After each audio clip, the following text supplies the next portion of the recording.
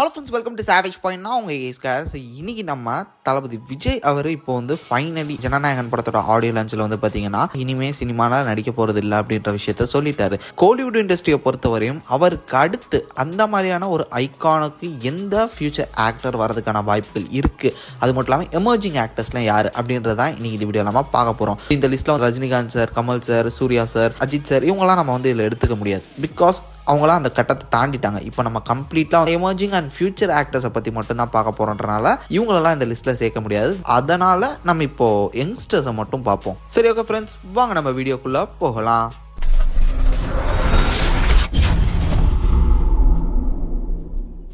நம்ம லிஸ்ட்டில் 5வது இருக்கிறது விஜய் சேதுபதி சார். அவர் வந்து பார்த்திங்கன்னா நல்ல படங்களும் நடிப்பார். அதே நேரத்தில் வந்து பார்த்திங்கன்னா ஒரு சில நேரங்களில் கமர்ஷியல் ட்ரைமே பண்ணுவார்.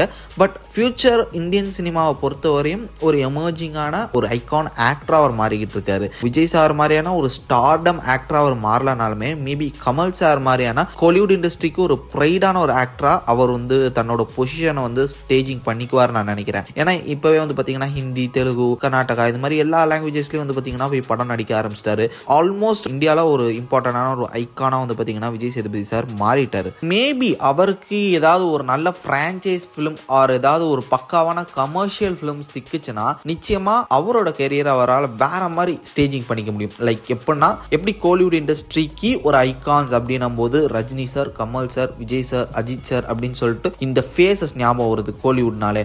அந்த மாதிரியான ஒரு இடத்துக்கு மேபி அவரை வந்து அவர் புஷ் பண்ணிக்க வாய்ப்புகள் இருக்கு. ஸோ லிஸ்ட்டில் 4வது இருக்கிறது Simbu sir. After long time இப்போ தான் வந்து பார்த்தீங்கன்னா அந்த கம்பேக் அந்த ஒரு மூமெண்ட்டுக்குள்ளேயே வந்திருக்காரு. 2 படங்கள் நல்லா போச்சு. லைக் வெந்தி தந்தி இருக்காது வந்து ஆவரேஜாக போச்சு. மாநாடு வந்து சூப்பர் பிளாக் பஸ்டராக போச்சு. மாநாடு 100 crores கலெக்ட் பண்ணிட்டாரு. ஸோ ஆஃப்டர் லாங் டைம் இந்த ஒரு இண்டஸ்ட்ரிக்கு வந்து கம்பேக் கொடுத்ததுக்கப்புறம் அவர்கிட்ட இப்போ வரையுமே வந்து பார்த்தீங்கன்னா ஒரே ஒரு 100 crore கிளப்பில் மட்டும்தான் சிம்பு சார் இருக்காரு. அதுக்கப்புறம் வெந்தி தந்தி காடு இந்த மாதிரியான படங்கள்லாம் வந்திருந்தாலுமே, ஈஸ்வரன் இதெல்லாம் வந்திருந்தாலுமே பெரிய லெவலில் வந்து பாக்ஸ் ஆஃபீஸ் ரீதியாக அவர் பண்ணலை. ஸ்டில் இவர் வந்து பெரிய ஒரு ஓப்பனிங்காக வெயிட் பண்ணிட்டு இருக்காரு. அது மேபி அரசன் அவர் கொடுக்கும்னு நினைக்கிறேன். அதுக்கப்புறம் கம்ப்ளீட்டா அதை அப்படியே தக்க வச்சு அடுத்து வரக்கூடிய படங்கள் வந்து சிம்பு சார் மேபி அவரோட அந்த ஒரு கம்ப்ளீட் அந்த ஃபேஸ் ஆஃபே வந்து பாத்தீங்கன்னா மாத்துறதுக்கான சான்சஸ் இருக்கு. அவர்கிட்ட இப்போ அதுக்கான பொட்டன்ஷியலான டைரக்டர்ஸ் அந்த ஒரு ஸ்டோரிஸ்லாம் அவர் பிக் பண்ணி வச்சிருக்காரு. அவரோட லைன் அப்ல அதை ப்ராப்பரா பக்காவா பிளான் பண்ணி அடிச்சார்னா அகெயின் அவரோட அந்த ஒரு பீக் எரான்னு சொல்லுவாங்க. லைக் எமர்ஜிங் டைம்ல வந்து பாத்தீங்கன்னா அவர் ஒரு ஸ்ட்ரீக்கை மெயின்டைன் பண்ணாரு. அதை இப்போ கரண்ட் டைம்லயும் பண்ணி ஹாலிவுட் இண்டஸ்ட்ரியில அவரோட ஐகான் தக்க வச்சுக்கலாம். பெரிய ஸ்டாரா, பெரிய ஐகான் ஆக்டரா கூட வந்து பாத்தீங்கன்னா மாறதுக்கான வாய்ப்புகள் இருக்கு. பிகாஸ் பெரிய ஃபால் டவுன்ல இருக்கும் போதும் இவரோட ஃபேன் பேஸ் வந்து குறையவே இல்லை. அந்த மாதிரியான fan base mental madness fans வாங்கல. அது மாதிரி ஃபியூச்சர்ல இப்ப எப்படி விஜய் சாருக்கு ஒரு கிரேஸ் இருக்கோ அது மாதிரி இவருக்கும் வரதுக்கான வாய்ப்புகள் இருக்கலாம். ஒருவேளை நல்லா படங்கள் பண்ணி ஃபேன்ஸை பிடிச்சாருனா. ஏன்னா அந்த மாதிரியான ஒரு டைஹார்ட் ஃபேன்ஸ் வந்து இந்த லிஸ்ட்ல இவருக்கு மட்டும்தான் இருக்காங்க.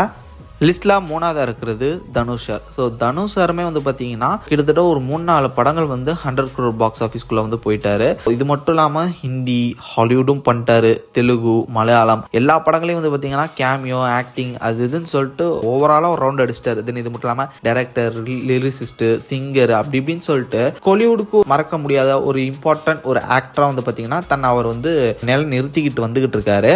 இப்போ அவர் அதுக்கு அடுத்து வச்சிருக்கக்கூடிய லைனப்பும் வந்து பார்த்தீங்கன்னா சாதாரணம் இல்லை, பெரிய லைனப்ஸாக தான் அவர் வச்சிருக்காரு. இதன் காரணமா கண்டிப்பா அவர் நினைச்ச மாதிரி அந்த லைனப்ஸ் எல்லாம் வந்து பார்த்தீங்கன்னா ப்ராப்பரா ஃபினிஷ் பண்ணி பாக்ஸ் ஆஃபீஸ் ரீதியாகவும் தன்னை வந்து ஒரு ப்ராப்பரான ஆக்டரா அவர் ப்ரூவ் பண்ணிட்டாருன்னா அவருக்கான சான்சஸ்மே ஹைலி இருக்கு இந்த இண்டஸ்ட்ரியை பொறுத்தவரையும். ஏன்னா ஆல்மோஸ்ட் ஒரு 20 வருஷத்துக்கிட்ட வந்து பார்த்தீங்கன்னா இவர் இண்டஸ்ட்ரியில இருக்காரு, ஒரு சீனியர் ஆக்டரும் கூட. ஸோ அவருக்கான ஒரு டைமுக்காக வெயிட் பண்ணிட்டு இருக்காரு ப்ராப்பரா இறங்கி அடிக்கிறதுக்கு. அந்த ஒரு விஷயம் மட்டும் அமைஞ்சிச்சுன்னா நிச்சயமா இவருமே வந்து பார்த்தீங்கன்னா வேற ஒரு டைமென்ஷனுக்கு மாறுறதுக்கான வாய்ப்புகள் இருக்கு.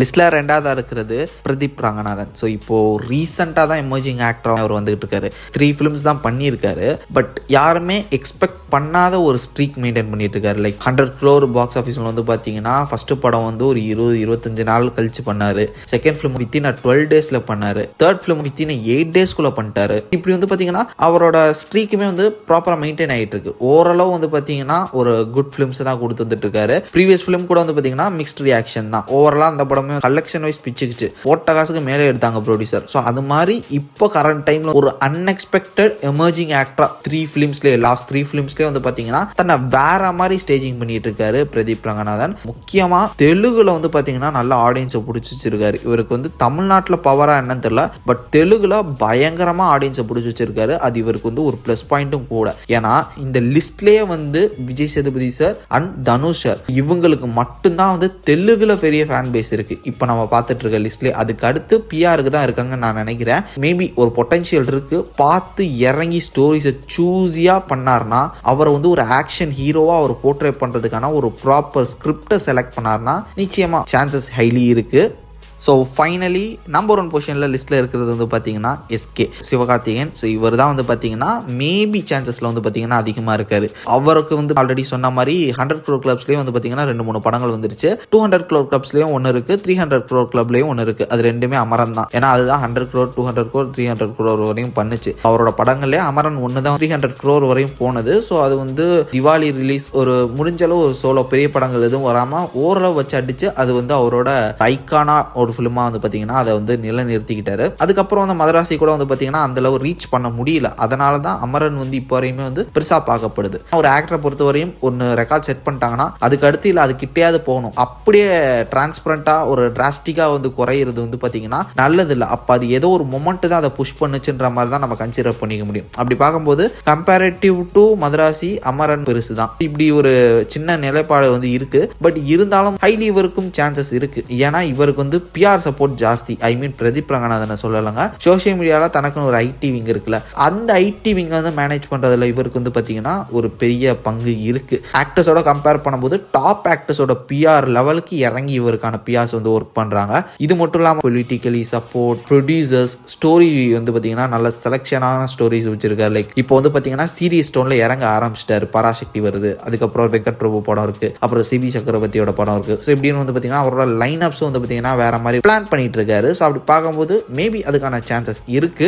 அவர் வந்து ப்ராப்பரா அந்த ஸ்டோரி செலக்ஷன் இதெல்லாம் வச்சு அடிச்சாருன்னா மேபி இவருக்கான சான்சஸ் கூட வந்து பார்த்தீங்கன்னா ஹைலி இருக்கு. ஏன்னா எல்லாமே இவருக்கு இப்போ சாதகமாக அமைஞ்சுக்கிட்டு இருக்கு. அவர் இல்லைன்னா அதை அமைச்சுக்கிட்டு இருக்காருன்னு கூட சொல்லலாம். பட் ஓவராலா இந்த லிஸ்ட்ல இருக்க எல்லாருக்குமே அதுக்கான சான்சஸ் இருக்கு. ஃபைனல் ரிசல்ட் அவங்களோட script selection, promotion, box office இதெல்லாம் வச்சு தான் வந்து பார்த்தீங்கன்னா அந்த ஒரு விஷயம் முடிவு செய்யப்படும். இது வந்து உடனே நடந்துடாது, கண்டிப்பாக ஒரு பெரிய டைம் எடுக்கும். அந்த டைம் வரையும் கோலிவுட் இண்டஸ்ட்ரி வந்து தனக்கான ஐக்கான வந்து அடுத்து பார்க்கறதுக்கு ஒரு சில வருஷங்கள் வெயிட் பண்ணி தான் ஆகணும். அதுக்கு இடையில கண்டிப்பாக மற்ற இண்டஸ்ட்ரிலாம் அடிச்சு நவுத்துவாங்க. பட் ஓகே, ஃபைனலி நம்ம வந்து வெயிட் பண்ணி தான் பார்க்கணும். அடுத்த ஜென்ரேஷன், அடுத்த டெக்கேட் ஆஃப் கோலிவுட் என்ன மாதிரி வந்து போக போகுது அப்படின்றத. இது வந்து என்னோட பர்சனல் தாட்ஸ் அண்ட் வியூஸ். தென் இதை தாண்டி உங்களோட பர்சனல் தாட்ஸ் அண்ட் வியூஸ் ஏதாவது இருந்ததுன்னா அது என்னன்றதை மாதிரி காமிக்கல, கமெண்ட் செக்ஷனில் மென்ஷன் பண்ணுங்க, நான் பார்த்து தெரிஞ்சுக்கிறேன்.